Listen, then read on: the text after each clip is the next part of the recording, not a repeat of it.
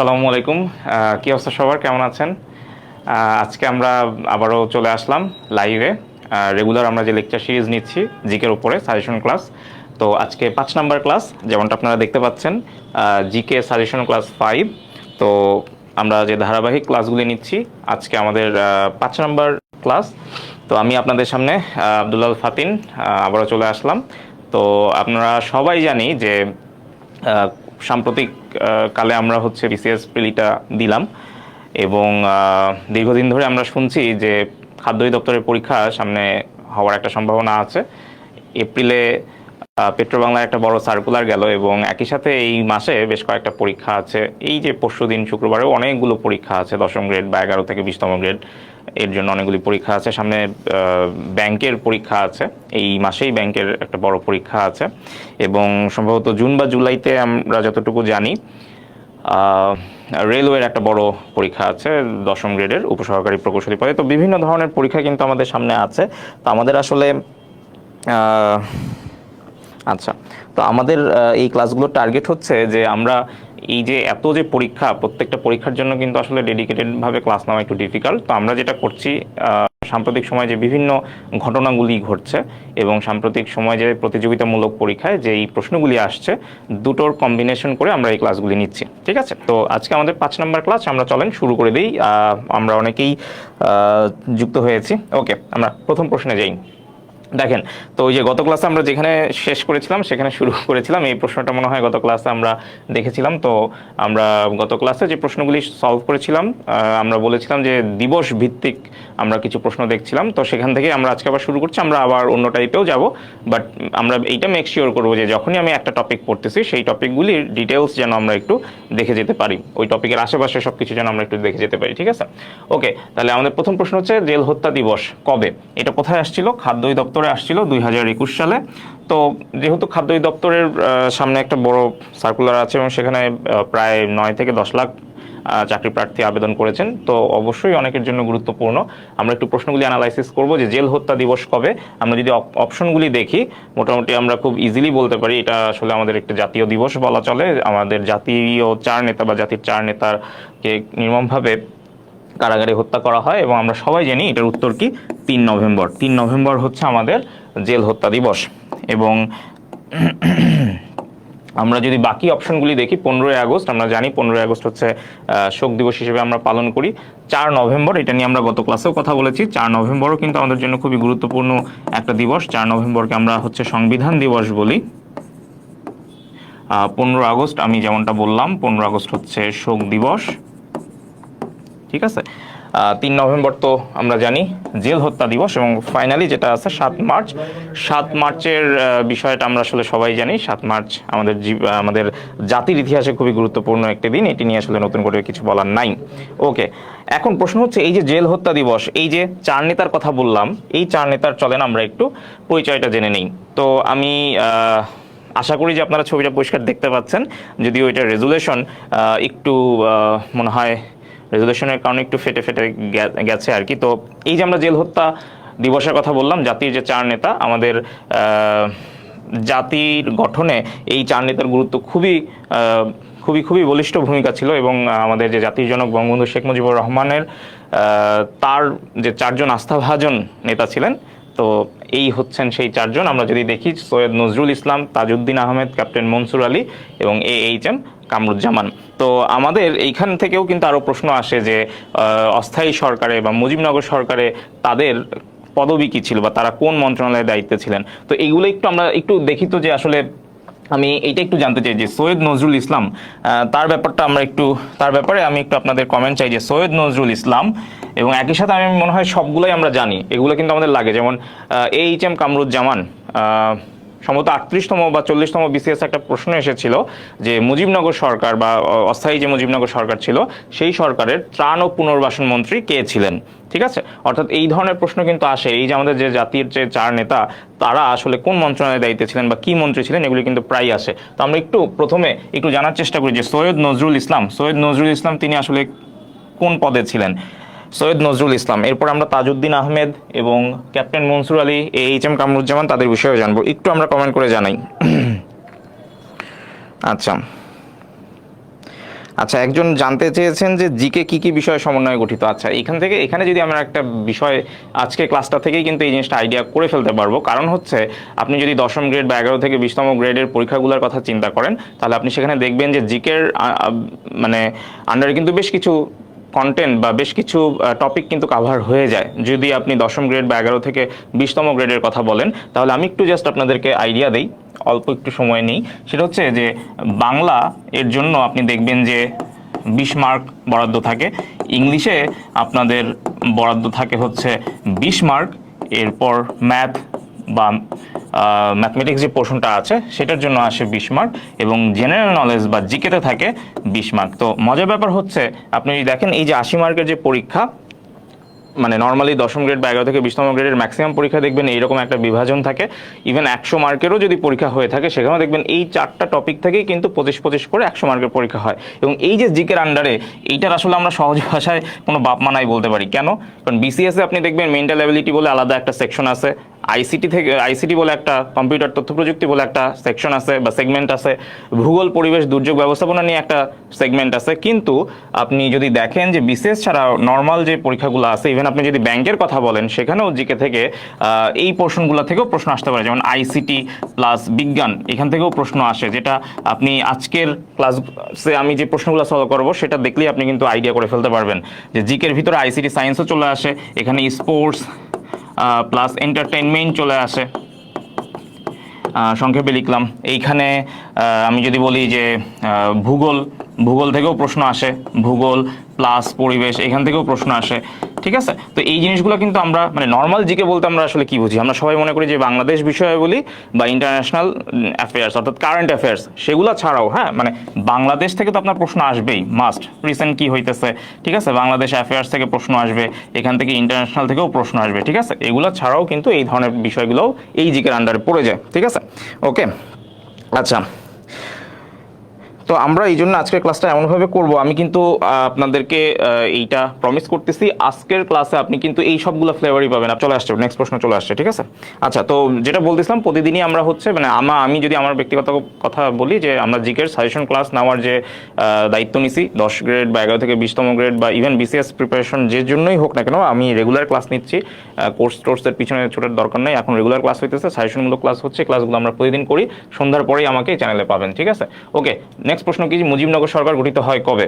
হ্যাঁ, তো এটা আমি কেন বলতেছি, ওই যে একটু আগে যেহেতু মুজিবনগর সরকারের যে অস্থায়ী যারা ছিলেন মানে অস্থায়ী সরকারের যে মন্ত্রী যারা ছিলেন তাদের সম্পর্কে একটু পরিচিতই পর্ব সারলাম, এই জন্য এই প্রশ্নটা এখানে নিয়ে আসছি। যদিও এটা 2021-এ খাদ্য অধিদপ্তরে আসছে, এই জন্যও রাখছি, কারণ এই প্রশ্ন আসলে অনেক কমন, এটা নিয়ে আসলে কথা বলার কিছু নাই, বাট কেন আনছি, ওই যে খাদ্য অধিদপ্তরে আসা প্রশ্ন। তো সরকার গঠিত হয় কবে?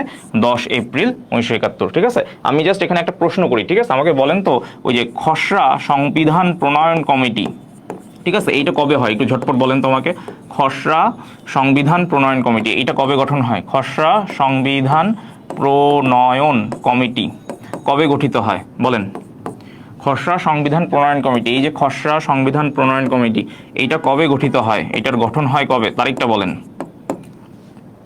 মুজিবনগর সরকার গঠিত হয় কত সালে? কত তারিখে বললাম? 10 এপ্রিল। ঠিক আছে, 10 এপ্রিল, হ্যাঁ, ভেরি গুড, 10 এপ্রিল। তাহলে বলেন তো যে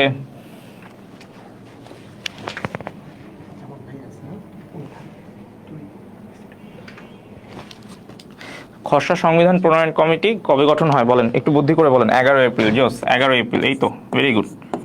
10 এপ্রিল কি হয়? 10 এপ্রিল মুজিবনগর সরকার গঠিত হয়। ঠিক আছে, 10 এপ্রিল মুজিবনগর সরকার গঠিত হয়, আর 11 এপ্রিল কি হয়? খসড়া সংবিধান প্রণয়ন কমিটি গঠন করা হয়। মনে আছে এই খসড়া সংবিধান প্রণয়ন কমিটির কাজ কি ছিল? খসড়া সংবিধান প্রণয়ন কমিটির কাজ কি ছিল? সংবিধানের খসড়া প্রস্তুত করা। মনে আছে এই কমিটির সদস্য ছিল কতজন? মনে আছে কমিটির সদস্য ছিল কতজন? কমিটির সদস্য ছিল 34 জন। মনে আছে এই যে 34 জনের মধ্যে একজন নারী সদস্য ছিল, যেটা এবার বিসিএস পরীক্ষায় আসছিল। মনে আছে এই 34 জন সদস্যের মধ্যে একজন নারী সদস্য ছিল।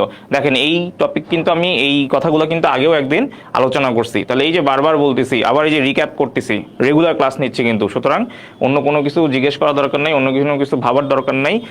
খাদ্য দপ্তরের জন্য স্পেশাল ক্লাস নেন বা পেট্রো বাংলার জন্য নেন, কোনো দিকে যাওয়ার দরকার নেই, আপনি জাস্ট রেগুলার ক্লাসগুলো করেন এবং ক্লাসেই দেখেন পড়া আমি আবার নিচ্ছি। ঠিক আছে, পড়া কিন্তু আমি রিক্যাপ করতেছি।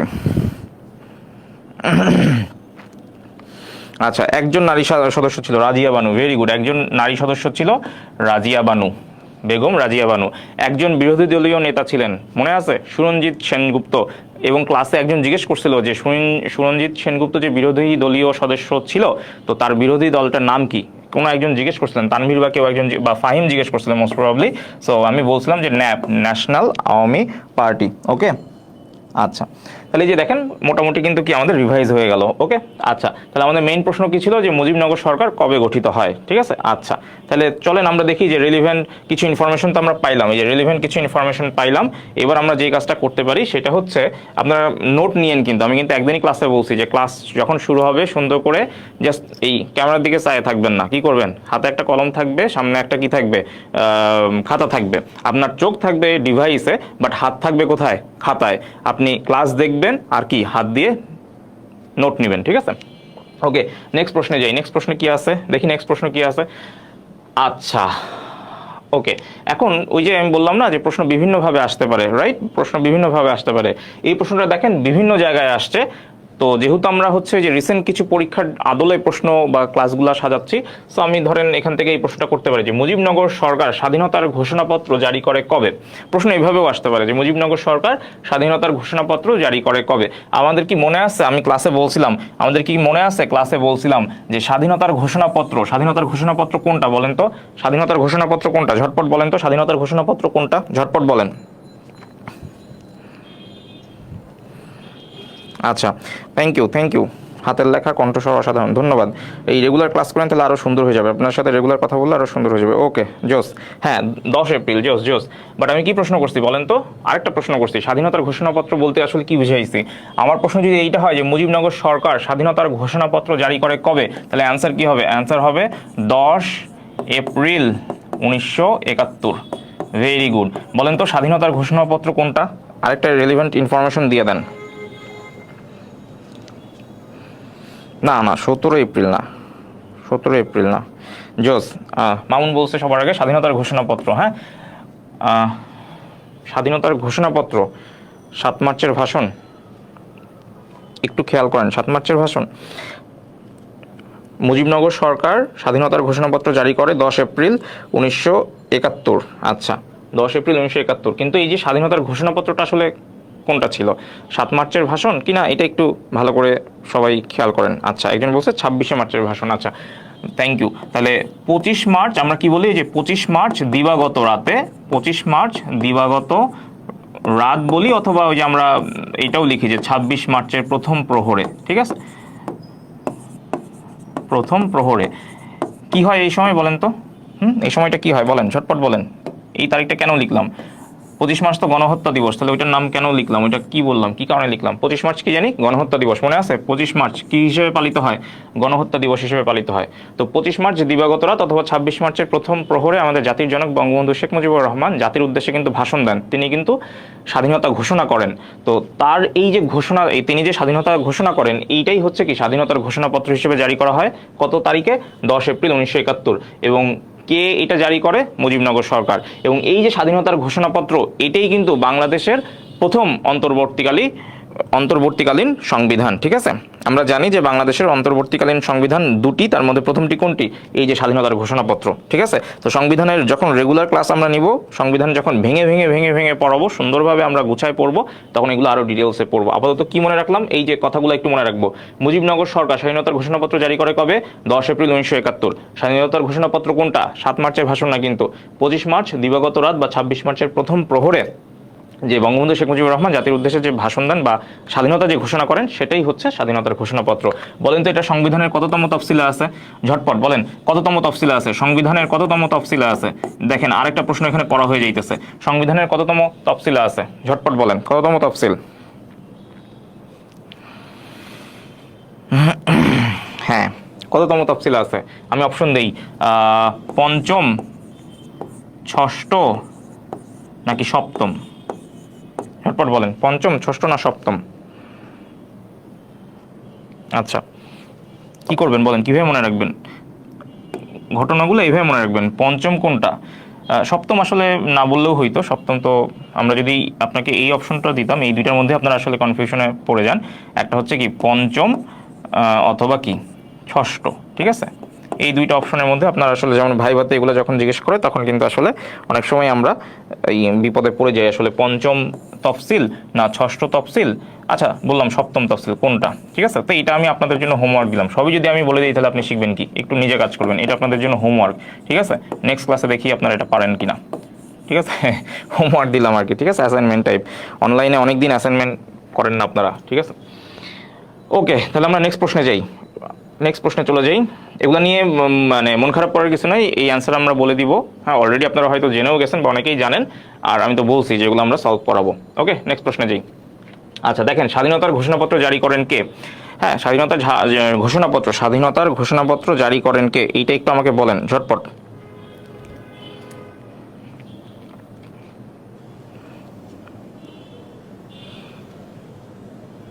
হুম, আগেরটার অ্যান্সার অনেকেই ঠিকঠাক দিয়েছেন, ষষ্ঠ তফসিল ছিল। ঠিক আছে, যদি 7 মার্চের ভাষণ, ওইটা হচ্ছে পঞ্চম তফসিল। এই 7 মার্চের পরে কোনটা আসে বলেন তো, কোন তারিখ আসে? 26 মার্চের যে, বা 25 মার্চ বা 26 মার্চের যে স্বাধীনতার ঘোষণা করেন, এই যে স্বাধীনতার ঘোষণাপত্র, এইটা হচ্ছে ষষ্ঠ। ঠিক আছে, তাহলে পঞ্চম ষষ্ঠ কীভাবে মনে রাখবেন? আগে যেই তারিখটা আসে, আগে 7 মার্চ না আগে 26 মার্চ, কোনটা? তো আগে 7 মার্চ, সুতরাং 7 মার্চের যে ভাষণ সেটা হচ্ছে পঞ্চম তফসিল। এরপরে কি ষষ্ঠ তফসিল কোনটা? 25 মার্চ দিবাগত রাতে বা 26 মার্চের প্রথম প্রহরে বঙ্গবন্ধু শেখ মুজিবুর রহমান যে স্বাধীনতার ঘোষণা করেন সেইটা। ঠিক আছে, ওকে, স্বাধীনতার ঘোষণাপত্র জারি করেন শেখ মুজিবুর রহমান। ওয়াও, ঠিক করে বলেন, স্বাধীনতার ঘোষণাপত্র কে জারি করেন? এইটার আসতেই পারে, এগুলো কিন্তু ভাইবার জন্য গুরুত্বপূর্ণ। ইভেন যারা বিশ্ববিদ্যালয়ে অ্যাডমিশন ক্যান্ডিডেট আছেন তাদের জন্যও কিন্তু গুরুত্বপূর্ণ, এই ধরনের প্রশ্ন কিন্তু খুবই গুরুত্বপূর্ণ। স্বাধীনতার ঘোষণাপত্র কে জারি করেন? স্বাধীনতার ঘোষণাপত্র কে জারি করেন? অনেকেই কেন জানি বলতেছেন বঙ্গবন্ধু। হুম, স্বাধীনতার ঘোষণাপত্র কে জারি করেন সেইটা বলছি, প্রশ্নটা একটু বুঝেন।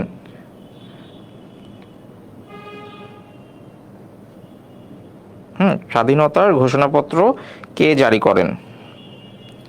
আমি কিন্তু বলি নাই স্বাধীনতার ঘোষণা কে দেন বা স্বাধীনতার ঘোষক কে, সেটা কিন্তু বলি নাই। স্বাধীনতার ঘোষণাপত্র কে জারি করেন? ঠিক আছে,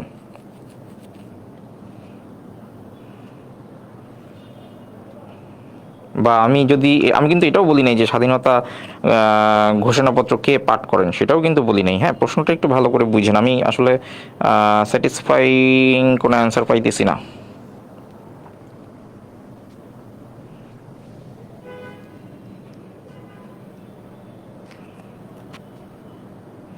আচ্ছা, না একজন বলছে ইউসুফ আলী। আচ্ছা, এইটা আপনাদের জন্য আমি একটু রেখে দিই, এটা একটু টুইস্ট থাকুক আপনাদের জন্য। হ্যাঁ, এইটাও হোমওয়ার্ক থাকলো। কেন হোমওয়ার্ক থাকলো দরকার আছে, কারণ কিছু অ্যান্সার পাচ্ছি, সেই অ্যান্সারগুলোর আগে একটু দেখে নেই, পরের স্লাইডে যাই। আচ্ছা, ও ভালো কথা, দেখেন বিশ্ববিদ্যালয়ে অ্যাডমিশনের কথা বলতেছিলাম, দেখেন এইটা কোথায় আসছে, দেখেন তো জিএসটি বি ইউনিটের একটা প্রশ্ন আসছে, যে জাস্ট কিছুদিন আগে প্রশ্ন হইলো। হ্যাঁ, মানে পরীক্ষাটা হলো জিএসটি বি ইউনিটের, অর্থাৎ যে বিজ্ঞান প্রযুক্তি বিশ্ববিদ্যালয়ে যে গুচ্ছ পরীক্ষাটা হয় সেখানে বি ইউনিটের প্রশ্নটা আসছে যে স্বাধীনতার ঘোষণাপত্র পাঠ করেন কে। এইটার অ্যান্সার আমি আর কি ওই যে একজনকে দিতে দেখছি আগে, তো সেইটাই আমি এই জন্য ভাবলাম এই প্রশ্নটা চলে যাই যে স্বাধীনতার ঘোষণাপত্র কে পাঠ করেন। হ্যাঁ, এটার উত্তর কি? অধ্যাপক এম ইউসুফ আলী। ঠিক আছে, ঠিক আছে, অধ্যাপক এম ইউসুফ আলী। ঠিক আছে, না তাজউদ্দিন আহমেদ না। ঠিক আছে, ওকে, ঠিক আছে, ভেরি গুড। তাহলে নেক্সট প্রশ্নে যাই। আচ্ছা, এই যে স্বাধীনতার ঘোষণার কথা বলতেছিলাম, এইটাই হলো আমাদের স্বাধীনতার ঘোষণার স্বরূপ। দেখেন, এটা আমাদের একটু জানা উচিত। হ্যাঁ, আমরা বাংলাদেশের নাগরিক হিসেবে, এবং আপনি যেহেতু প্রজাতন্ত্রের একজন কর্মচারী হইতে চাচ্ছেন, প্রজাতন্ত্রের কর্মে নিযুক্ত থাকতে চাচ্ছেন, দ্যাটস ওয়াই আমরা এই জিনিসটা একটু মনে রাখবো। আমরা চলেন একটু একবার রিডিং দিই, আমার সাথে সাথে রিডিং দেন। আবার এই কাজ করে না যে ভাইয়া তো বলছে লিখতে, হ্যাঁ, তো আবার একটা লেখা শুরু করে দিন না।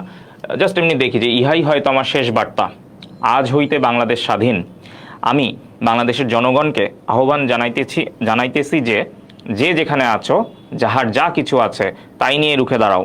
সর্বশক্তি দিয়ে হানাদার বাহিনীকে প্রতিরোধ করো, পাকিস্তানি দখলদার বাহিনীর শেষ সৈন্যটিকে বাংলার মাটি হইতে বিতাড়িত না করা পর্যন্ত এবং চূড়ান্ত বিজয় অর্জন করা পর্যন্ত লড়াই চালিয়ে যাও। ঠিক আছে, তো এই লাস্টের এই জিনিসটা একটু মনে রাখবেন, হ্যাঁ লড়াই চালিয়ে যাও, মানে এই যে চূড়ান্ত বিজয় অর্জন না করা পর্যন্ত, অর্থাৎ চূড়ান্ত চাকরি না পাওয়া পর্যন্ত লড়াই চালিয়ে যাও। ঠিক আছে, ওকে।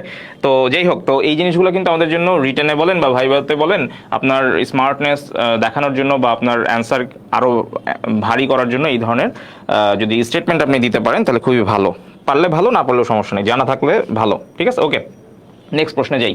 দেখেন ওই যে আমি ক্লাসের শুরুতে বলছিলাম যে সামনে ব্যাংকের পরীক্ষা আছে, এই মাসে ব্যাংকের একটা পরীক্ষা আছে, সামনে ব্যাংকের বড় বড় সার্কুলার আসন্ন। তো ব্যাংকে আপনি দেখবেন যে জেনারেল নলেজের যে প্রশ্নগুলো আছে, যদি আমি রিটেনের কথা বলি, যেহেতু সামনে রিটেন পরীক্ষা আছে, তো সেখানে দেখবেন ইংরেজিতে প্রশ্ন করে। ঠিক আছে, ইংরেজিতে প্রশ্ন করে এবং সেখানে কিন্তু কোনো অপশন থাকে না, ডেফিনেটলি রিটেনে তো অপশন থাকার কথাও না। তো প্রশ্ন এরকম দেয় যে হোয়াট ইজ 7/3 স্পিচ। তো বলেন তো এটা আসলে কি কি বুঝাইছে? হোয়াট ইজ 7/3 স্পিচ বলতে কি বুঝায়? আমরা 9/11 শুনছি, বাট এই 7/3 এইটা আবার কি জিনিস বলেন তো, কি এটা? হ্যাঁ, ঠিকই ধরছেন, ভেরি গুড। এইটা আসলে ইংরেজিতে এইভাবে বলে। আমরা যে 7 মার্চের ভাষণ নিয়ে কথা বলতেছি, আজকের ক্লাসে আমরা 7 মার্চের ভাষণ নিয়ে কথা বলতেছি। এই যে 7 মার্চের ভাষণ, এইটাকেই আমরা আসলে ইংরেজিতে আমরা কি বলি, আরো একটা নামে ডাকি 7/3 স্পিচ। আমরা যেমন 9/11 একটা ঘটনা আছে, অর্থাৎ মার্কিন যুক্তরাষ্ট্রে যখন টুইন টাওয়ার ধ্বংস হইল, সেইটাকে আমরা যেমন বলি না যে 9/11। আবার আমাদের দেশে যে যখন সরকারের যে পট পরিবর্তনের একটা ঘটনা 1/11। তো এই যে ব্যাপারগুলো আমরা ঠিক একইভাবে এটাকে বলি 7/3, 7 মার্চের ভাষণ। ঠিক আছে, ওকে, জোস। নেক্সট প্রশ্নে যাই। ওই যে সামনে ব্যাংকের প্রশ্ন আছে, সো আমরা একটু প্রিপারেশন নিচ্ছি। Mention specific duration of the 7/3 speech. তো স্পেসিফিক ডিউরেশন, ঠিক আছে, তো 7/3 স্পিচের যে স্পেসিফিক ডিউরেশন, ঠিক আছে, কতক্ষণ ধরে বঙ্গবন্ধু শেখ মুজিবুর রহমান ভাষণ দেন? হ্যাঁ, 7 মার্চে যে রেসকোর্স ময়দান, মানে তৎকালীন রেসকোর্স ময়দান, বর্তমানে নাম কি হয়েছে, সোহরাওয়ার্দী উদ্যান, জানি নিশ্চয়ই, তাই না?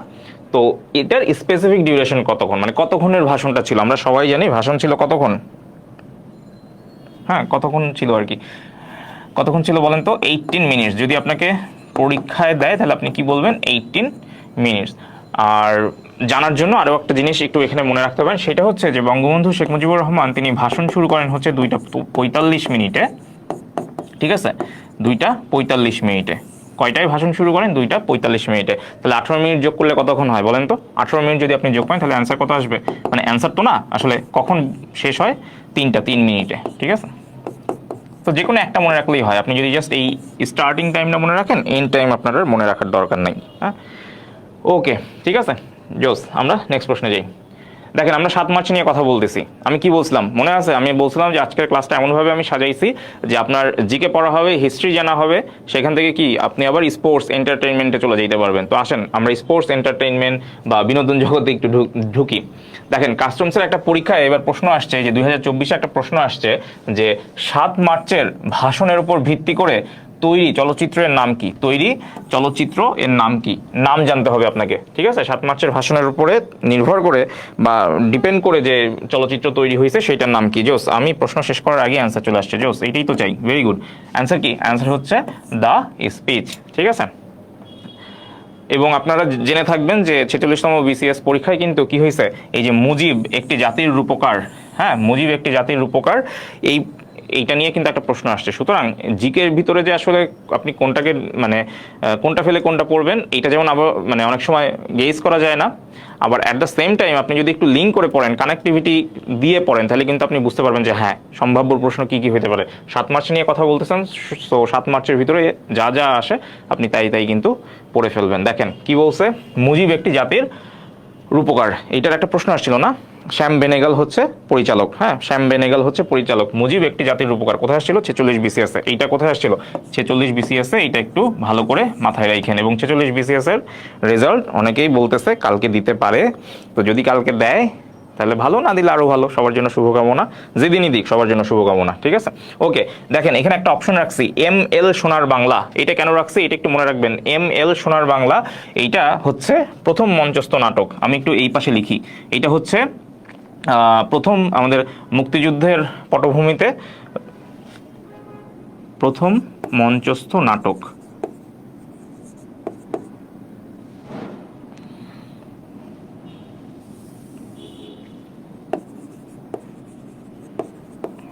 প্রথম মঞ্চস্থ কি নাটক? আই হোপ আমার বাংলা লেখা বোঝা যাচ্ছে। হ্যাঁ, প্রথম মঞ্চস্থ নাটক কি বললাম? এম এল সোনার বাংলা।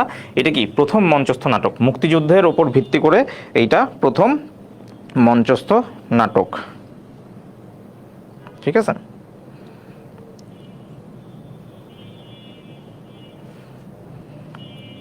না 18 মিনিট, 19 মিনিট না 18 মিনিট। হ্যাঁ, ওকে। তো এম এল সোনার বাংলা, এটার পরিচালক কে ছিল? এটার পরিচালক ছিল শহীদুল আমিন।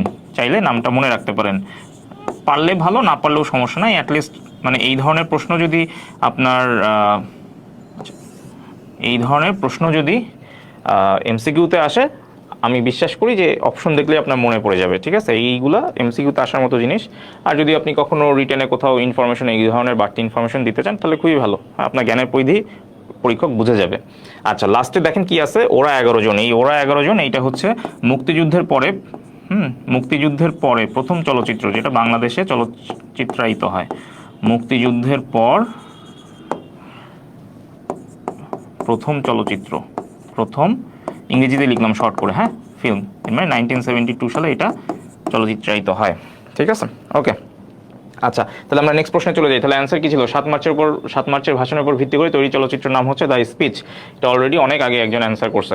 আচ্ছা দেখেন, তো এই যে দেখেন কানেক্টিভিটি দেখেন, যখন আমরা ফিল্মের মধ্যে ঢুকে গেছি, যখন আমরা এন্টারটেনমেন্ট জগতে চলে আসছি, তাহলে রিসেন্ট ওয়ার্ল্ডে কি হইতেছে ওইটা একটু জানতে হবে না? শুধু বাংলাদেশ পড়লে হবে?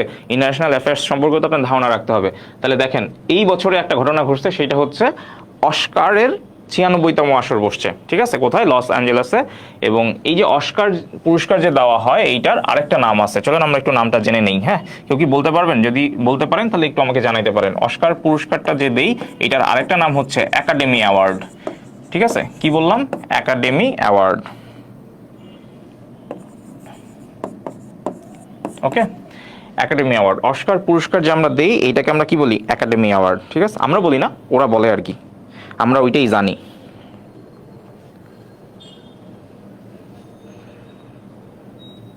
ঠিক আছে, ওকে। আচ্ছা, এখন এই যে অস্কারের কততম আসর এবার বসছে, দেখেন এটাও কিন্তু আপনার জানা হয়ে গেল। এই প্রশ্নটা সলভ করতে গিয়ে কিন্তু আপনার এটাও জানা হয়ে গেল যে অস্কারের 96তম আসর এবার বসেছে। কোথায় বসেছে আমি বলছি, সেটাও একটু জেনে নেন। এগুলো হয়তো আপনার মুখস্থ করার দরকার নেই, বাট যদি পরীক্ষায় আসে, অপশন দেখলে আপনার মাথায় চলে আসবে, ও হ্যাঁ, এটা তো স্যার বলছিল, লস অ্যাঞ্জেলেস। আচ্ছা, সেরা ছবি ক্যাটাগরিতে পুরস্কার জিতেছে কোনটি? এখানে দেখেন যে নামগুলো আছে সবগুলাই কিন্তু এবার অস্কারে নমিনেশন পাওয়া, বাট আমরা মোটামুটি অনেকেই জানি যে সেরা চলচ্চিত্র হয়েছে ওপেন হাইমার। ঠিক আছে, এবং একই সাথে আপনি এটাও একটু জেনে রাখেন, সেরা ছবি তো ওপেন হাইমার হয়েছে, তাই না? তাহলে সেরা চলচ্চিত্রে অভিনেতা হিসেবে কে পুরস্কার পাইছে? সেরা অভিনেতা হিসেবে পাইছে হচ্ছে কিলিয়ান মার্ফি। নামটা একটু মনে রাখবেন, কিলিয়ান মার্ফি। ঠিক আছে, বেস্ট অ্যাক্টর হিসেবে অ্যাওয়ার্ড পান, এবং কোন ছবির জন্য? ওপেন হাইমারে অভিনয় করার জন্য। ঠিক আছে, তো ওপেন হাইমার হচ্ছে বেস্ট ফিল্ম ক্যাটাগরিতে পুরস্কার পায়, এবং ঠিক ওই ওপেন হাইমার যে ছবিটা ছিল সেটার lead role Cillian Murphy play করেন, এবং এটার জন্য তিনি আবার কি বেস্ট অ্যাক্টর পান, বেস্ট অ্যাক্টরের পুরস্কার পান। ঠিক আছে, বেস্ট অ্যাক্টর। ঠিক আছে, ওকে। আর এই যে পুয়ার থিংস যেটা আমরা এখানে বলছি, এইটা বলার কারণ হচ্ছে এইখানে আমার লিড অ্যাক্ট্রেস ছিল ইমা স্টোন, তো তিনি হচ্ছেন বেস্ট অ্যাক্ট্রেস পুরস্কার পান, বেস্ট অ্যাক্ট্রেস ক্যাটাগরিতে পুরস্কার পান। ঠিক আছে, এই কয়টা ইনফরমেশন জেনে রাখলেই হবে, বাকিগুলো আসলে আমাদের জানার দরকার নাই। আচ্ছা, ওরা 11 জনের পরিচালক চাষী নজরুল ইসলাম। হ্যাঁ, থ্যাংক ইউ শেয়ার করার জন্য, ওইটা আমি হয়তো স্কিপ করে গেছি। আচ্ছা, ওকে, তাইলে এইখান থেকে আমরা কয়েকটা জিনিস জানলাম। অস্কারকে আমরা একাডেমি অ্যাওয়ার্ড নামেও ডাকি। এবার আসর বসছে 96তম, কোথায় বসছে? যুক্তরাষ্ট্রের লস অ্যাঞ্জেলেসে। বেস্ট ছবি কোনটা? ওপেন হাইমার, এবং ওপেন হাইমারে যিনি অভিনয় করছে কিলিয়ান মার্ফি, তিনি হচ্ছেন বেস্ট অ্যাক্টর হিসেবে পুরস্কৃত হন, এবং বেস্ট অ্যাক্ট্রেস হিসেবে ইমা স্টোন পুয়ার থিংস মুভিতে অভিনয়ের জন্য পুরস্কৃত হন। ঠিক আছে, নেক্সট প্রশ্নে যাই। ওকে, আচ্ছা, তাহলে দেখেন আমরা এবার কি করলাম, ওই যে মোটামুটি 7 মার্চ ফিল্ম ওগুলা চলে গেলাম। এইবার আমরা একটু পরিবেশে ঢুকি। হ্যাঁ, পরিবেশ আমাদের জন্য খুবই গুরুত্বপূর্ণ। পরিবেশে কে উপেক্ষা করে তো আসলে কোনো পরীক্ষা হইতে পারে না। তো পরিবেশ নিয়ে একটু কথাবার্তা বলি, কারণ আমরা এটা নিয়ে অনেক চিল্লাপাল্লা করতেছে অনেক দিন ধরে, অনেকে অনেক কথা বলতেছেন, সো আমরা ওইটার প্রিপারেশনটাও একটু এনশিওর করি। তো আন্তর্জাতিক পরিবেশ দিবস কবে, এটা আমরা মোটামুটি সবাই জানি, রাইট? এটা নিয়ে কথা বলার কিছু নাই। কবে? 5 জুন। এটা নিয়ে তাহলে আর বাড়তি কোনো কথা বলতেছি না, ঠিক আছে?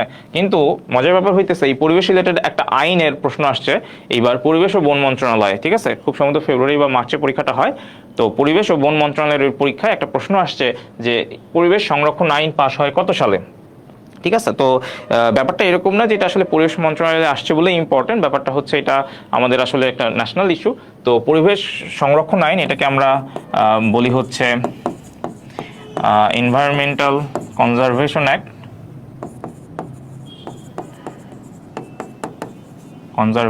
অ্যাক্ট, আমরা যারা আসলে এই সাইডে পড়াশোনা করি তারা মোটামুটি অনেকেই জানি, যারা জেনারেলে পড়াশোনা করছেন তারাও কিন্তু জানে, এটাকে সংক্ষেপে ইসিএ বলে। এবং এটা কত সালে পাস হয়? এটা পাস হয় হচ্ছে 1995 সালে। হ্যাঁ, সো এটা যেহেতু একটা জায়গায় আসছে, এই ধরনের প্রশ্ন কিন্তু অন্যান্য জায়গায় আসতে পারে।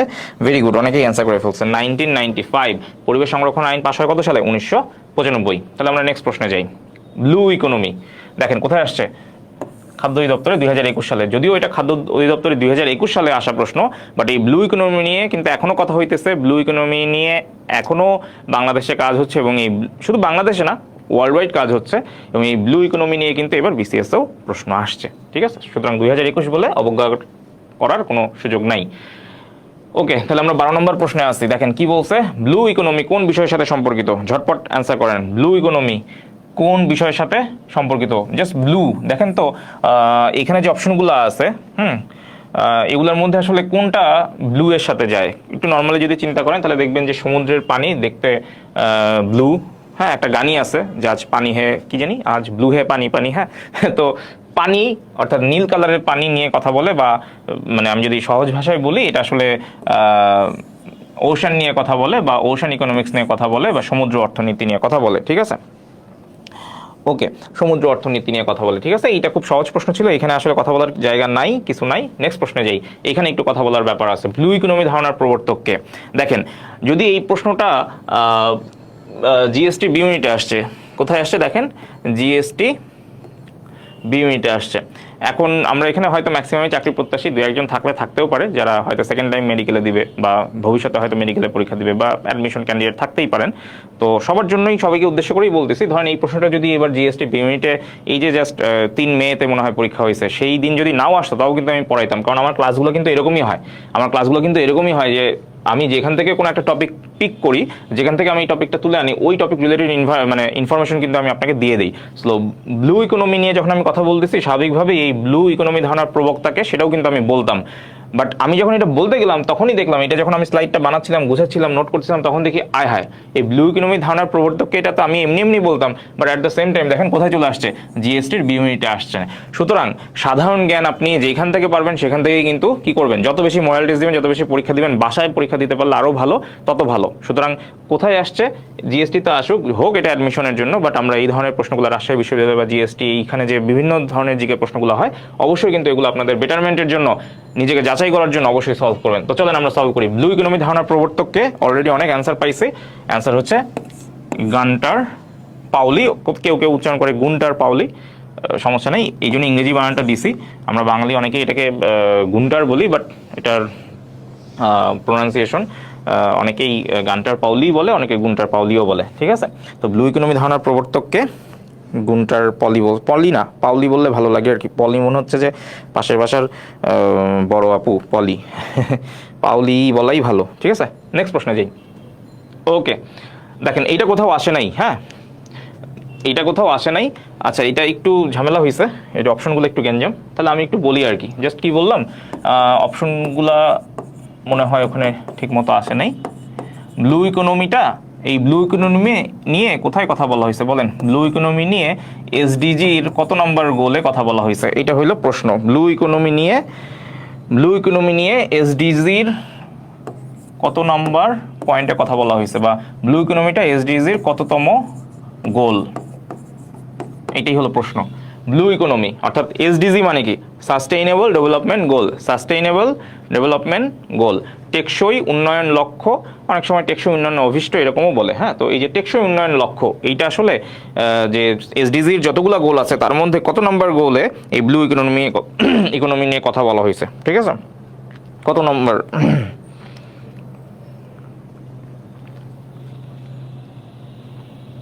একটু এটা একটু দেখি তো আপনারা পারেন নাকি, সবাই সবাই একটু ট্রাই করেন। সবই আমি বলে দিতেছি।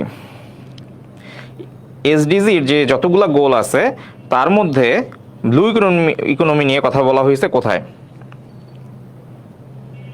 ঝটপট। ব্লু ইকোনমি নিয়ে কথা বলা হয়েছে কোথায়? 14তে, ঠিক আছে। কোথায় বলা হয়েছে? কততম গোল? 14 নম্বর গোল। একজন বলছেন 13, যদি 13 হয় তাহলে ওইটা 13টা আসলে কি? ক্লাইমেট অ্যাকশন নিয়ে বলছে। কি নিয়ে বলছে? ক্লাইমেট অ্যাকশন, ঠিক আছে। মানে জলবায়ুতে আপনার কি কি অ্যাকশন আপনি নেবেন, কি কি স্টেপস নেবেন, বা জলবায়ু পরিবর্তন নিয়ে আসলে কথা বলছে আর কি। আর 14 নম্বরটা কি ছিল? Life below water. Life below water এর মানে হইতেছে যে আমার পানির নিচে বা সমুদ্রের নিচে যেই রিসোর্স আছে সেই রিসোর্সকে আমি সর্বোচ্চ পরিমাণ কাজে লাগাই, কিভাবে আমি সাস্টেইনেবল ডেভেলপমেন্ট বা টেকসই উন্নয়ন অর্জন করতে পারি সেইটা, ঠিক আছে। ওকে, আচ্ছা, তাহলে নেক্সট প্রশ্নে যাই। নেক্সট প্রশ্নে কি আছে দেখি ঝটপট। আচ্ছা, তো যেহেতু আমরা হচ্ছে পরিবেশ নিয়ে কথা বলতেছি, তো পরিবেশ রিলেটেড আমাদের কি কি প্রশ্ন আসছে দেখেন। খাদ্য অধিদপ্তরে একটা প্রশ্ন আসছে যে COP26 অর্থাৎ কনফারেন্স অফ দ্য পার্টিস, এই COP26 কোথায় অনুষ্ঠিত হয়েছে? তো COP26 আসলে কোথায় অনুষ্ঠিত হয়েছে এটা আমাদের আসলে জানার দরকার নাই, কারণ এটা অনেক পুরনো মিটিং, মানে এটা তো হয়ে গেছে অলরেডি, রাইট? তাহলে এইটা আমাদের কি জানার দরকার আছে? তারপর আমরা একটু দেখি যে আমরা আসলে বলতে পারি কিনা। কোথায় হয়েছে একটু বলেন, কোথায় হয়েছে? COP26 এর সম্মেলন কোথায় হয়েছে? ঝটপট। একজন বলছে রিও ডি জেনেরিও, না এটা আসলে কোথায় হয়েছে? গ্লাসগোতে হয়েছে। এইটা নিয়ে আর কথা বলতেছি না, যেহেতু এটা অনেক অবসলিট, প্রাচীন হয়ে গেছে, এটা নিয়ে আর কথা বলতেছি না। জাস্ট জানার জন্য আমরা একটু, যেহেতু খাদ্য অধিদপ্তরে কি ধরনের প্রশ্ন আসে সেটা আমরা একটু জানার চেষ্টা করতেছি, এই জন্য এটা রাখছি। আচ্ছা দেখেন, 27তম জলবায়ু পরিবর্তন সম্মেলন COP, এর মানে এটা কোনটার কথা বলছে? এটা বলছে হচ্ছে COP27। এটাও কি আমাদের অবসলিট হয়ে গেছে, প্রাচীন হয়ে গেছে। এইটাও খাদ্য অধিদপ্তর 2021-এ আসছিল। আচ্ছা, এটা মনে হয় পরে অন্য একটা পদের প্রশ্ন আসছিল, অন্য একটা পদের যখন পরীক্ষা হয় সেখানে আসছিল যে COP27, এটা হয়েছিল কোথায়? এটা হয়েছিল মিশরে, ঠিক আছে। এটা হয়েছিল মিশরে। এবং দেখেন এইবার BCS একটা প্রশ্ন আসছে, দেখেন বিগত বছরের প্রশ্নগুলো সলভ করলে কি হয়। এবার একটা প্রশ্ন আসছিল যে এই যে COP28 এই মিটিংটা কি মানে কি সম্পর্কিত ছিল? COP28 মিটিংটা কি সম্পর্কিত ছিল? তো এখানে অনেকেই অ্যান্সার করছেন যে ওজোন স্তর ক্ষয় হ্রাস, আরেকটা অপশন ছিল জলবায়ু পরিবর্তন। তাহলে আপনাকে যখন বলবে যে এই যে COP বা কনফারেন্স অফ দ্য পার্টিস, এই মিটিংগুলো আসলে বা এই সম্মেলনগুলো কি সম্পর্কিত হয়, অ্যান্সার কিন্তু জলবায়ু পরিবর্তন। এটা নিয়ে আমি দেখছি এইবার অনেকেই অনেক কথা বলছে, বাট অপশন ছিল দুইটা, একটা হচ্ছে যে নবায়নযোগ্য শক্তির বা এটার ব্যবহার বা যে পুনর্ব্যবহার, আরেকটা ছিল মনে হয় ওজোন স্তর ক্ষয় হ্রাস, আরেকটা ছিল জলবায়ু পরিবর্তন। তো আসলে যে COP-র কথা যখন বলবে, এই COP সম্মেলনগুলো আসলে কি রিলেটেড হয়? জলবায়ু পরিবর্তন রিলেটেড হয়, ঠিক আছে। ওকে, নেক্সট প্রশ্নে যাই। আচ্ছা, এই যে জলবায়ু পরিবর্তন বিষয়ক শীর্ষ সম্মেলনকে কি বলে? দেখেন এই প্রশ্নটাই কিন্তু 46তম BCS এ একটু উল্টায় আসছে। 46তম BCS একটু উল্টায় আসছে। পরিবেশ ও বন মন্ত্রণালয় 2024, হ্যাঁ, অর্থাৎ BCS পরীক্ষা হওয়ার আগে একই বছরে, অর্থাৎ এই বছরেই কিন্তু পরিবেশ বন মন্ত্রণালয়ের পরীক্ষায় কিন্তু এই প্রশ্নটা আসছে যে জলবায়ু পরিবর্তন বিষয়ক শীর্ষ সম্মেলনকে কি বলে। আর এই প্রশ্নটাকে একটু ঘুরায় এপ্রিল মাসে আসছে BCS এ যে COP বা যে কোপ, এই COP28 মিটিংটা আসলে কি সম্পর্কিত, ঠিক আছে। তাহলে এটা আমরা অলরেডি জেনে গেছি, এটা কি COP বা কনফারেন্স অফ দ্য পার্টিস। এটা নিয়ে আসলে আর কথা বলার কিছু নাই। নেক্সট প্রশ্নে যাই। জলবায়ু পরিবর্তন বিষয়ক জাতিসংঘের সংস্থাকে কি বলে? এইটা একটু আমাকে বলেন, এইটা অ্যান্সার করেন দেখি। এইটা কি অবস্থা, এইটা আসলে কেমন পারেন একটু দেখেন, পারেন কিনা। এইটা দেখি কার কি অবস্থা। এটা যদি পারেন তাহলে বুঝবো যে হ্যাঁ, মানে কিছু একটা। এই তো, হ্যাঁ হ্যাঁ, এটাও পেরে গেছে জোস। এটার নাম কি? IPCC, অর্থাৎ জলবায়ু পরিবর্তন বিষয়ক জাতিসংঘের সংস্থা। তাহলে দেখেন এই যে আমরা পরিবেশ নিয়ে কথা বলতেছিলাম, এই পরিবেশ নিয়ে যখন আমরা কথা বলতেছি দেখেন সেখানে কিন্তু আবার কোথায় ঢুকে গেছি? আবার আন্তর্জাতিক সংস্থায় ঢুকে গেছি। এর মানে আপনি বুঝতে পারতেছেন সামনে আন্তর্জাতিক সংস্থা নিয়ে কিছু একটা কথাবার্তা বা প্রশ্ন আসতে পারে, রাইট? আমি কিন্তু এইভাবে লিঙ্ক করে পড়াইতেছি আপনাদের। সো IPCC, এটা যদি ফুল ফর্মটা আমি লিখি, এটা একটু আপনারা লেখেন তো দেখি পারেন নাকি। ইন্টার গভর্নমেন্টাল,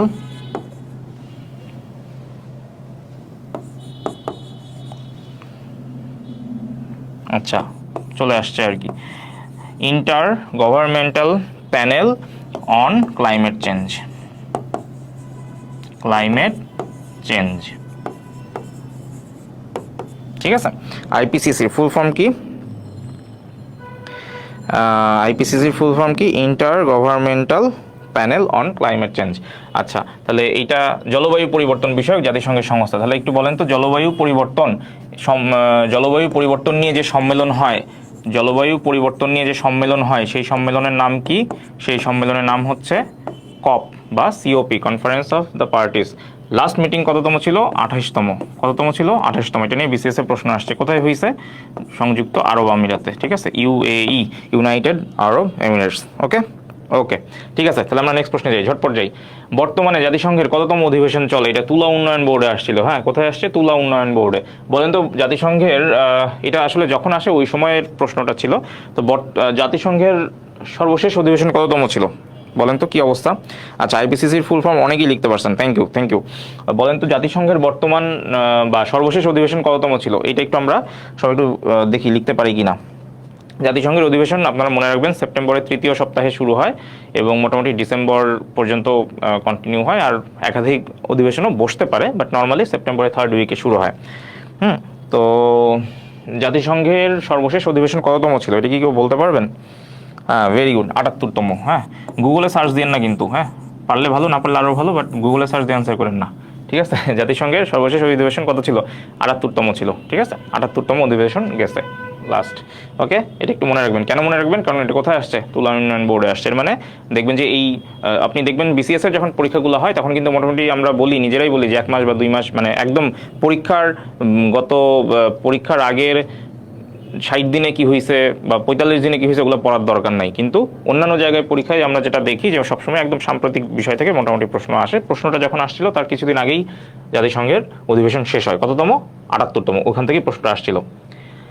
এখন প্রশ্ন হইতেছে, এই যে সংস্থা নিয়ে যেহেতু আমরা কথাবার্তা শুরু করে দিছি না, সেই সংস্থার ভিতরে আমরা একটু তাহলে আরেকটু ঢুকি। যেহেতু প্রশ্ন আসছে তুলা উন্নয়ন বোর্ডে যে জাতিসংঘের কততম অধিবেশন চলে, তাহলে এখন তো ওআইসির অধিবেশন চলতেছে। আমি কিন্তু আপনাদের বলি, খুব ভালো একটা ইনফরমেশন আজকে দেই। এই ক্লাসে একটা ভয়ঙ্কর একটা তথ্য দিয়ে দেই, যেটা আপনাদের বিসিএস পরীক্ষায় বা যে কোনো সরকারি চাকরি পরীক্ষায় লিখিততে বা ভাইভাতে খুব কাজে দেবে। সেটা হচ্ছে আপনারা কিন্তু প্রতিদিন ভিটিভির নিউজ শুনবেন, যেটা আপনারা একদমই করেন না। হ্যাঁ, অনেকে এটা করেন যে বিবিসি রেডিওর নিউজ শোনেন, কিন্তু আপনারা যেই কাজটা করবেন যে ভিটিভির নিউজ শুনবেন, তাহলে দেখবেন যে আসলে মোটামুটি যেহেতু আপনি প্রজাতন্ত্রের কর্মে নিযুক্ত হইতে যাচ্ছেন, তো কি হচ্ছে আসলে আমাদের দেশে সেই জিনিসগুলো খুব ভালোভাবে জানতে পারবেন, ঠিক আছে। ওকে, ভিটিভির ব্র্যান্ডিং হয়ে গেল। আচ্ছা, আমাকে এখন হায়ার করলেই হয়। ওকে, যাই হোক, ওআইসির কততম অধিবেশন চলে? বলেন। ওআইসির কততম অধিবেশন চলে? আমাদের পররাষ্ট্রমন্ত্রী কিন্তু হাসান মাহমুদ, যিনি ওআইসির যেই সম্মেলনটা চলতেছে সেই সম্মেলনে বর্তমানে অ্যাটেন্ড করছেন। তিনি বাংলাদেশ দলের মানে প্রতিনিধি, যে বাংলাদেশের যে প্রতিনিধি গেছে সেখান থেকে উনি সেই প্রতিনিধি দলটাকে লিড দিচ্ছেন। তাহলে আমরা কি জানলাম? একটা তথ্য জানলাম যে বর্তমান সরকারের পররাষ্ট্রমন্ত্রী হচ্ছে হাসান মাহমুদ, এবং তিনি এখন কোথায় আছেন? তিনি এখন আছেন হচ্ছে যে ওআইসির যে সম্মেলনটা গেল সেই সম্মেলনে তিনি আমাদের বাংলাদেশের যে প্রতিনিধি দল, সেই প্রতিনিধি দলের কেই লিড দিচ্ছেন, এবং সেইটা হচ্ছে ওআইসির 15তম সম্মেলন। কততম সম্মেলন? 15তম সম্মেলন, ঠিক আছে। প্রশ্ন আসতে পারে যে এই যে 15তম সম্মেলন, এই 15তম সম্মেলন কোথায় অনুষ্ঠিত হয়েছে? এই যে ওআইসি, এই ওআইসির 15তম সম্মেলন কোথায় অনুষ্ঠিত হয়েছে? বলেন তো কোথায় অনুষ্ঠিত হয়েছে? অনুষ্ঠিত হয়েছে বানজুলে। কোথায়? বানজুল। বলেন বানজুল কি? খায় না মাথায় দেয়? বানজুল, বলেন বানজুল কি জিনিস? খায় না মাথায় দেয়? তাড়াতাড়ি বলেন বানজুল। আচ্ছা, তো বানজুল হচ্ছে একটা সিটির নাম, এবং এটা কোন দেশের একটা সিটি? এটা হচ্ছে গাম্বিয়ার একটা সিটি, ঠিক আছে। কোথায়? গাম্বিয়া, ঠিক আছে। তাহলে আমাদের পররাষ্ট্রমন্ত্রী হাসান মাহমুদ বর্তমানে কোথায় আছেন? তিনি আছেন গাম্বিয়াতে। কি করতেছেন? তেমনি গাম্বিয়ার বানজুল যে সিটিটা আছে সেই সিটিতে ওয়াইসির 15th যে অ্যানুয়াল মিটিং আছে বা ওয়াইসির যে 15তম সম্মেলন হইতেছে সেইখানে অ্যাটেন্ড করছেন। তো ওয়াইসির 15তম সম্মেলন গাম্বিয়াতে অনুষ্ঠিত হচ্ছে এবং গাম্বিয়ার রাজধানীর নাম কি? দেখেন একটা প্রশ্ন জেনে গেলাম, গাম্বিয়ার রাজধানীর নাম কি? বানজুল। যদি আপনাকে বলে গাম্বিয়ার রাজধানী কোনটি, প্রশ্ন আসতে পারে, হ্যাঁ গাম্বিয়ার রাজধানী কোনটি, ঠিক আছে, তাহলে অ্যান্সার কি হবে? গাম্বিয়া এর ক্যাপিটাল কোনটি? বানজুল। ঠিক আছে, খুব সম্ভবত 40তম বিসিএস এরকম একটা প্রশ্ন আসছিল যে খুব আনকোরা নাম না জানা একটা দেশের গভর্নর বা এরকম কোন একটা পদধারী একটা লোকের নাম জানতে চাইছিল, সম্ভবত 38 বা 40তম বিসিএস এ। ওইটা নিয়ে অনেকেই তখন গালিগালাজ করছিল, বাট এটা ইম্পর্টেন্ট ছিল, ঠিক এরকম একটা কারণেই ইম্পর্টেন্ট ছিল। ঠিক যেমন এখন ওয়াইসি সম্মেলন হইতেছে, তাহলে প্রশ্ন এরকম আসতেই পারে যে গাম্বিয়ার রাজধানী কোনটি? বানজুল। ব্যাপারটা কিন্তু এটা না যে আপনাকে গাম্বিয়ার রাজধানীর নাম জানতে হবে, ব্যাপারটা এটা না। ব্যাপারটা হইতেছে এই যে একটা বড় একটা সম্মেলন হইতেছে, সেই সম্মেলনটা কোথায় হচ্ছে? বানজুল। এবং বানজুলটা আসলে কোন দেশের একটা শহর বা কোন দেশের রাজধানী? গাম্বিয়া। ওকে, গত ক্লাসে আমরা পড়ছিলাম ওয়াইসি সদর দপ্তর কোথায়, মনে করে দেখেন, এটা অ্যান্সার করেন। এটা আমি বলবো না, গত ক্লাসে পড়াইছি। ওয়াইসি সদর দপ্তর কোথায়, এটা আমাকে অ্যান্সার করেন। একই সাথে বলেন সদস্যপদ লাভ করে কত সালে বাংলাদেশ? ওয়াইসি সদস্যপদ কত সালে লাভ করে? দেখেন, দেখছেন এই জিনিসগুলো কিন্তু গত ক্লাসে পড়াইছি। সুতরাং এই যে বারবার প্রত্যেকটা ক্লাসে দেখেন সবগুলো টপিক কভার হইতেছে, মোটামুটি সংস্থা নিয়ে কথা বলতেছি। এবং আপনারা যে শর্টকাট মুখস্থ করেন, শর্টকাট মুখস্থ করার দরকার নেই, আপনি রেগুলার ক্লাসগুলো করেন। রেগুলার ক্লাসগুলো করলে এরপরে যদি আপনি শর্টকাট মনে রাখেন, তখন দেখবেন শর্টকাটটা মাথায় ঢুকতেছে। নাহলে কতগুলো শর্টকাট পড়বেন? ম্যাথে তো এমনি আপনার শর্টকাট জানতে হচ্ছে, ম্যাথে 1000টা ফর্মুলা পড়তে হচ্ছে, এরপর এগুলোতেও যদি এত শর্টকাট পড়েন তাহলে তো জীবন নষ্ট। আচ্ছা, ওআইসি সদর দপ্তর কোথায় বলেন? গত ক্লাসে বলছিলাম Jeddah, Saudi Arab. Thank you. ও জোস। ওকে, নেক্সট প্রশ্নে যাই, অনেক কথা বলে ফেলছি। আচ্ছা দেখেন, তো মোটামুটি আমরা তখন কি পড়লাম, সংস্থা নিয়ে কথা বলছি। তো এখন আমরা যেটা করব সেটা হচ্ছে যে ওই যেহেতু আমাদের সামনে সম্ভবত 24শে মে, হ্যাঁ 24শে মে ব্যাংকের পরীক্ষা আছে।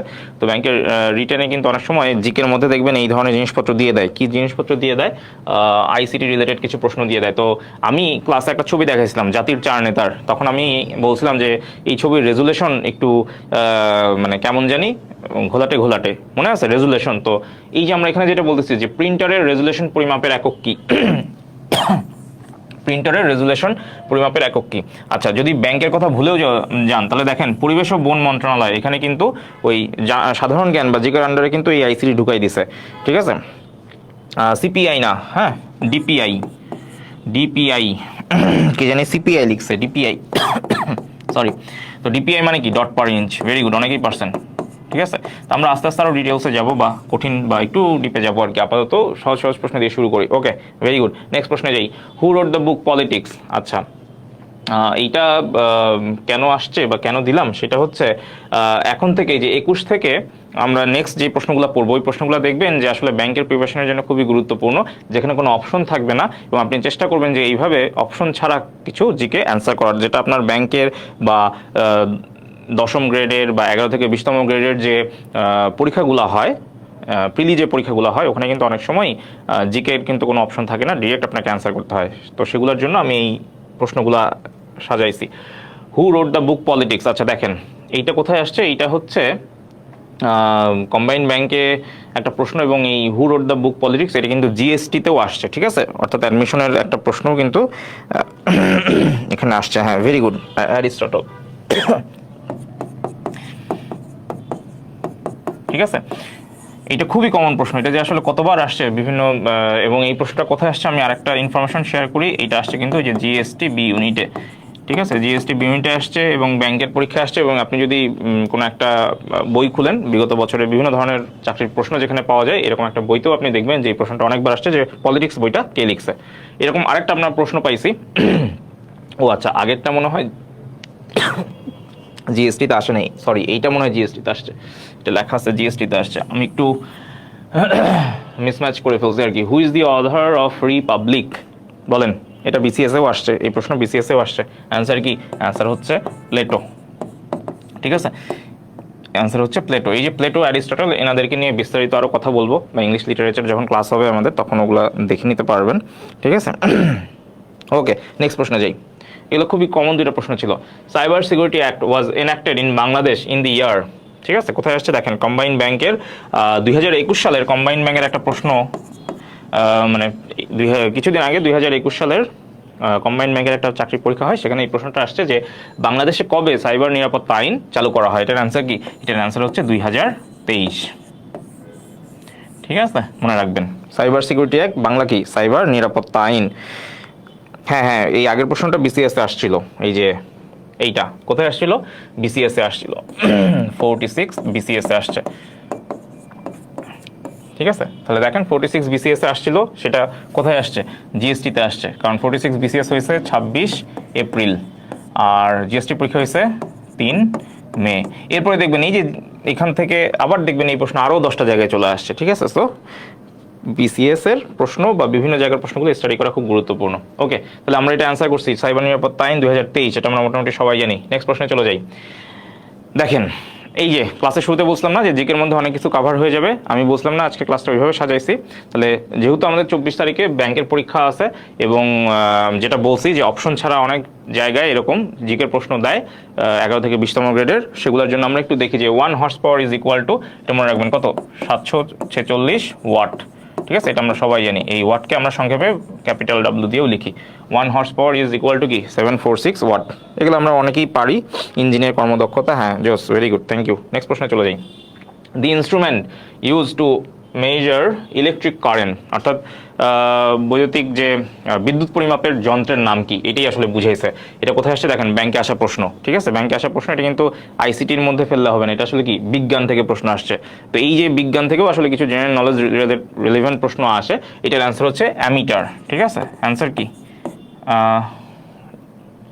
হ্যাঁ, অ্যামিটার বা ইংরেজিতে। ঠিক আছে, ওকে। হ্যাঁ স্যার, আপনার ক্লাস করলে বই বেশি পড়তে হয় না। ধন্যবাদ, হ্যাঁ থ্যাংক ইউ এই কমেন্ট করার জন্য, কারণ এটা লাইভে পড়ে ফেলছি, এখন নিজের ব্র্যান্ডিং হয়ে গেল। ওকে, তো the instrument use to measure electric current is ammeter. দেখেন কোথায় আসছে? কম্বাইন্ড ব্যাংকে আসছে। ঠিক আছে, এই ধরনের প্রশ্নগুলো কিন্তু আমাদের জন্য খুবই গুরুত্বপূর্ণ। Thank you, thank you.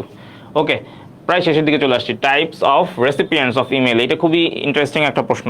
একটা ইমেইলে কয় ধরনের রেসিপিয়েন্ট থাকে, অর্থাৎ একটা ইমেইল আমি যখন পাঠাবো সেখানে কত প্রকারের মানে প্রাপক থাকে, মানে যে পাঠায় সে কি প্রেরক, আর যে পায় সে কি প্রাপক। মনে আছে ছোটবেলায় আপনি চিঠি লিখতেন যখন 7-8-এ পড়তেন, তখন ওই যে খামের একটা ছবি আঁকতেন, তো এক পাশে লিখতেন কি হচ্ছে প্রেরক মানে আমি, আর এক পাশে কি লিখতাম? প্রাপক মানে যে পাবে।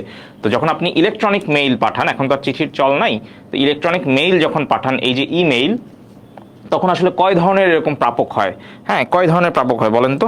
আচ্ছা, বলছে 2 ধরনের, বাট অ্যান্সার হচ্ছে 3 ধরনের। হ্যাঁ, কয় ধরনের? 3 ধরনের। কিভাবে দেখেন, আমরা অনেকেই কিন্তু মেইল টেল পাঠাই, সো এগুলো আমরা বলতে পারবো। প্রথমটা হচ্ছে ওই যে যখন আপনি মেইল পাঠাবেন তখন এরকম একটা অপশন থাকে না, টু লেখা থাকে না, অর্থাৎ এইটা হচ্ছে আপনার টার্গেট রেসিপিয়েন্ট। ঠিক আছে, অর্থাৎ এটা এনাকেই আমরা পাঠাবো, টার্গেট রেসিপিয়েন্ট। ঠিক আছে, আচ্ছা, এখন যখন আপনি মেইল, মানে এখন চেক করার দরকার নাই, ক্লাস শেষ হলে আর একটা প্রশ্নের পরে ক্লাস ইনশাল্লাহ শেষ করে দিব আজকের জন্য, তো তখন চেক করেন আর কি। হ্যাঁ, বিজ্ঞান পারবেন, বিজ্ঞান পেরে যাবেন, এই ক্লাস করলে বিজ্ঞান পেরে যাবেন। রেগুলার ক্লাসে আসেন, ঠিক আছে, এদিক ওদিক না করে রেগুলার ক্লাসগুলো করেন, ইনশাল্লাহ অনেক উপকার পাবেন। তো ইমেইলের যে ফরম্যাটটা আপনি ক্লাস শেষ করে একটু মোবাইলে চেক করেন বা ইয়াতে চেক করেন, সেখানে দেখবেন যে একটা থাকে কি টু, অর্থাৎ এখানে আমি একটা ইমেল আইডি লিখি, সরাসরি আমরা একটা ইমেল আইডি লিখি, আমি যদি একটু খেয়াল করি এরকম একটা, ধরেন আমি এরকম লিখলাম যে এরকম একটা কিছু লিখলাম,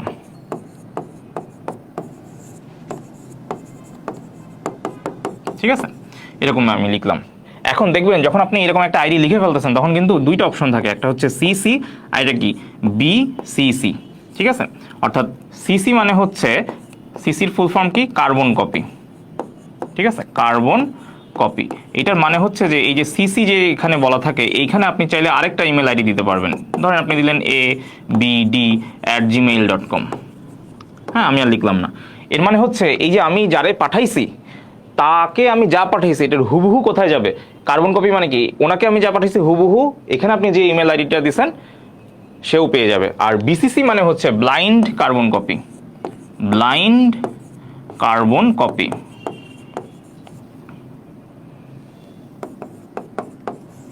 তাহলে এখানে কি হবে? Blind carbon copy. এইখানে হচ্ছে, এইখানে আপনি যাদেরকে রাখবেন এইখানে আপনি যাদেরকে রাখবেন তারা আবার কি, তারা কিন্তু বুঝবে না যে এইখানে আপনি যাকে পাঠাবেন সে শুধুমাত্র গোপনেই আপনার মেইলটা পাবে। ঠিক আছে, ব্যাপারটা অনেকটা এইরকম। ঠিক আছে, ওকে, তাহলে আমরা নেক্সট প্রশ্নে যাই। নেক্সট প্রশ্ন কি ছিল? Programming language of chat GPT, এটা হচ্ছে প্রোলগ। এটা নিয়ে ডিটেলস কথা বলতেছি না, এটা যখন আমাদের রেগুলার ক্লাসগুলো হবে, আইসিটির যে এক্সপার্ট আছে আমাদের, তারা যখন ক্লাস নেবে তখন বলবে।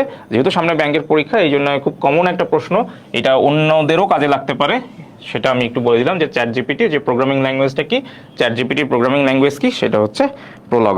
ঠিক আছে, ওকে, ঠিক আছে, আজকে এই পর্যন্তই থাকুক। হ্যাঁ, আবার ইনশাল্লাহ নেক্সটে দেখা হবে। আমরা মোটামুটি চেষ্টা করব রেগুলার আসার, রেগুলার আসলে এরকমই আমরা মাগরিব বা এশার পরপর বা রাত্রেবেলা আপনারা চোখ কান খোলা রাখবেন, তাহলেই আমাকে পাবেন। ঠিক আছে, ওকে, সবাইকে ধন্যবাদ জানাচ্ছি, থ্যাংক ইউ সাথে থাকার জন্য। ইনশাল্লাহ নেক্সট ক্লাসে আবার দেখা হবে। সবাই সাবধানে থাকুন, সুস্থ থাকুন। আসসালামু আলাইকুম, আল্লাহ হাফেজ।